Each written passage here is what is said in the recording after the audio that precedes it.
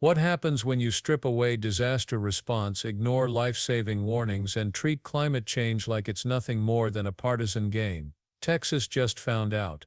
And the results weren't only devastating, they were deadly. This wasn't just a natural disaster, it was a warning shot fired straight at America's conscience. Because when politics takes priority over people, no one is safe. That's the chilling truth Texas Democrat Julie Johnson laid out on the House floor, in a speech that cut through spin, excuses, and partisanship like a knife. And what she revealed next, it should haunt every single one of us. Johnson began not with numbers, not with politics, but with grief. She rose to mourn the children of her state, young girls and boys who went to summer camp in Texas expecting memories of friendship, laughter, and innocence. Mr. Speaker, I ask unanimous consent to address the House for 5 minutes and to revise and extend my remarks.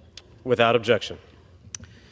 Mr. Speaker, I rise today with a heavy heart to mourn the loss of so many lives across Texas. We lost the hope of our future, so many children, so many beautiful girls who just went to camp to have a good time, to bond with their friends, and to have that time that we all cherish from our memory and our own childhood. And too many lives have been lost, and we have the responsibility as members of government to have a look at why, what happened, what could we do better, and how can we make sure that things like this never, ever, ever happen again. What we know, unfortunately, is that partisan politics had a role. Republicans have historically denied the ongoing effects of climate change and what is happening in our country. Over the last decade, we've had more and more intense storms, unexpected, throughout the entire country, but surely in Texas. We've had freezes that have killed hundreds of people, and now we had a 1 in 100 year catastrophic rainstorm that produced horrific floods and tragic loss of life. And what happened in this policy is that Republicans at every level of government in our state failed the people of Texas. At the local level, they refused to have support grants from the Biden administration that would have put in place critical sirens and warning equipment that would have warned these kids at this camp to get out and flee and seek higher ground. What we know is that communities that accepted these resources, they all survived. The warnings worked. This community didn't want to accept help from a Democrat. And now we have hundreds of people that are dead. Requests were made from the state to help, ultimately. And our governor denied requests 3 times for over $1 million each time that would have again tried to provide warning equipment, again failing. And now what we have in our federal government is FEMA. FEMA is designed to be there as a last resort for communities when these unimaginable tragedies strike. FEMA trains and provides our first responders, the first line of defense, the people that go in and risk their lives at a time when it is most dangerous. And they can't do it alone, and FEMA provides critical training, resources, and supplementation. FEMA is designed to have immediate response within a minimum of 15 hours. But under President Trump and his canceling of FEMA, defunding FEMA, firing FEMA employees, terminating hundreds of FEMA employees, it was over 72 hours before critical resources were brought into Texas. 72 hours is critical when you're floating in a river and you need help. 72 hours makes the difference between life and death in these situations. And Trump and our federal government failed.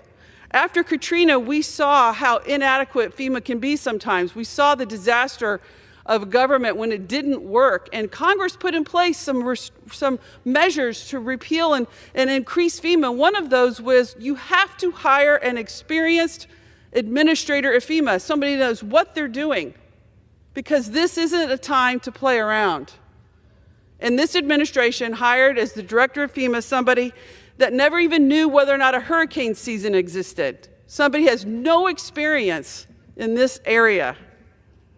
And then with our Homeland Security and Secretary Noem, she put in place measures, cost-cutting measures that catastrophically impacted what the response was in this situation. Phone calls were never answered. The day after this flood happened, she canceled the contracts of the people that answer the phone when you call for help.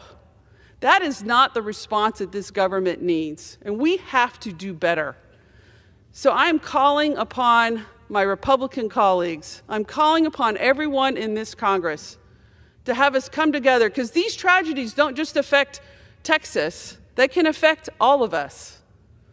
Weather is violent and fierce and deadly, and it's indiscriminate about where it strikes. But we have the ability to fix it. So I call on my colleagues to come together. Let's make it better, and let's make sure that these tragedies don't happen again. The gentlelady's time has expired. Instead, they never came home. We lost the hope of our future, she declared, her voice heavy with pain. These weren't faceless statistics. They were sons and daughters, the kind of moments we all remember from our own childhoods, suddenly stolen away by waters that rose faster than anyone could believe. But Johnson wasn't there simply to mourn. She was there to demand accountability. And she wasted no time naming the culprit, not just the storm itself but the failures of leaders who turned warnings into politics and politics into tragedy. And as her speech unfolded, the full picture came into view. For years, scientists have warned that storms are becoming stronger, floods heavier, and freezes more deadly. Texas has lived through it all. Record cold snaps that killed hundreds, hurricanes that tore apart neighborhoods, and now a once-in-a-century rainstorm that brought catastrophic flooding. These weren't surprises. They were predictions, warnings written in data, and repeated by experts again and again. Yet when federal grants were offered to local communities in Texas to install sirens and early warning systems, many leaders refused to accept them. Not because the sirens weren't needed, not because the grants weren't real, but because the help came from a Democratic administration, and accepting it was deemed politically inconvenient. Communities that took the funding survived. Their people heard the sirens, moved to safety, and lived. But the community that rejected it, families drowned. Children never had a chance. Johnson's message was simple: pride killed where science could have saved. And as damning as that sounds, the failures ran even deeper. Johnson revealed that Texas's own governor had turned down 3 separate requests for emergency preparation funds. Each request was worth over $1 million. Each could have provided the tools needed to warn families, guide evacuations, and save lives. 3 chances, 3 denials. This wasn't about money. The funds existed. This wasn't about oversight. The requests were clear. This was about politics, raw, deliberate, and willful. Johnson didn't mince words. When help was offered and refused, the tragedy was no longer just a matter of nature. It became man-made. And as Texans waited for relief at the state level, another betrayal loomed at the national one. The Federal Emergency Management Agency, FEMA, was created to be America's last line of defense in moments exactly like this. Its mission is straightforward. When the unthinkable strikes, FEMA steps in with training, manpower, and resources to support first responders. There's a reason FEMA is supposed to deploy within 15 hours, because in a disaster, every second matters. In a flood, 15 hours can mean the difference between families reaching safety or being trapped by rising waters. But when the rains came to Texas, FEMA didn't arrive in 15 hours, or 20, or even 30. Relief didn't arrive until more than 72 hours later. 3 full days. 3 days of children clinging to trees. 3 days of parents searching frantically for missing loved ones. 3 days of unanswered calls for help. The clock didn't just tick. It drowned. Johnson laid bare the reality. FEMA had been weakened, its resources cut, its staff gutted, its leadership turned into a political prize rather than a professional necessity. Hundreds of experienced workers were gone. Entire divisions had been hollowed out. And at the very moment Texans needed FEMA most, the agency was a shell of what it had once been. The failures weren't only about funding, they were about competence. or rather the lack of it.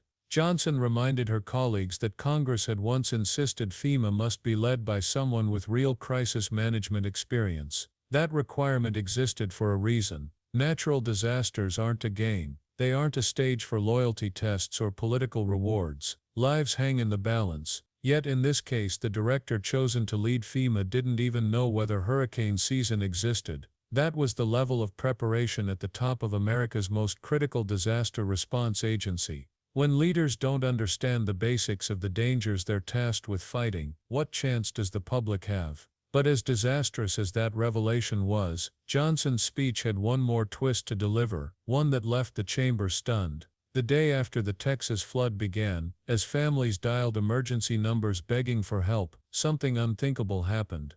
Contracts for phone responders, the very people meant to pick up when citizens dialed for rescue, were canceled. Not weeks before, not months earlier, the day after. Calls rang unanswered as flood waters rose. Parents screamed into phones that no longer connected. The human chain of survival snapped, not because of the storm, but because of a decision made in an office far from the flood zone. Johnson's words were sharp. This wasn't just failure. This was cruelty. To take away the final lifeline in the middle of a disaster wasn't incompetence. It was abandonment. And it turned tragedy into outrage. By the time Johnson concluded, her speech had become more than a eulogy. It was an indictment. This wasn't just a flood, she said. It was a political disaster, because storms don't care what party you belong to. Climate doesn't check voter registration before unleashing its fury. But when leaders choose ideology over preparation, when they prioritize loyalty over life, it isn't the politicians who pay the price. It's the families left behind in the water. Johnson called it what it was, a test of leadership. A test too many failed. And here's where her message cut the deepest. This tragedy wasn't only about Texas, it was about America. Weather is growing more violent, more unpredictable, and more deadly. The floods that swept Texas could sweep anywhere. The sirens that went silent in one state could fail in another. The children who never came home from camp in Dallas could just as easily be children in California, Florida, or New York. Climate doesn't discriminate, but policy does. And the choices being made, the grants denied, the warnings ignored, the expertise replaced with politics, those choices will decide who lives and who dies in the next storm. That's why Johnson didn't end with anger. She ended with a plea. I call on my colleagues, she said, to come together. Not because unity is easy, not because politics doesn't matter, but because storms don't stop at county lines. Floodwaters don't respect partisan borders, and when the next disaster comes, as it surely will, America cannot afford another 72 hours of silence. The question isn't whether storms will hit, the question is whether we will be ready, and the answer, Johnson warned, depends on us. Julie Johnson's speech wasn't just words on the record, it was a mirror held up to a government that has too often looked away. It was a reminder that leadership is measured not by speeches at press conferences, but by who answers the phone when families call for help. This wasn't about ideology, it was about survival, and the choice is painfully simple: either we prepare for the storms that are coming, or we allow politics to drown us again. So, if this moment shook you, if it made you angry, if it made you feel something, don't scroll past, don't forget by tomorrow what happened today. Because silence after a tragedy is exactly how it happens again.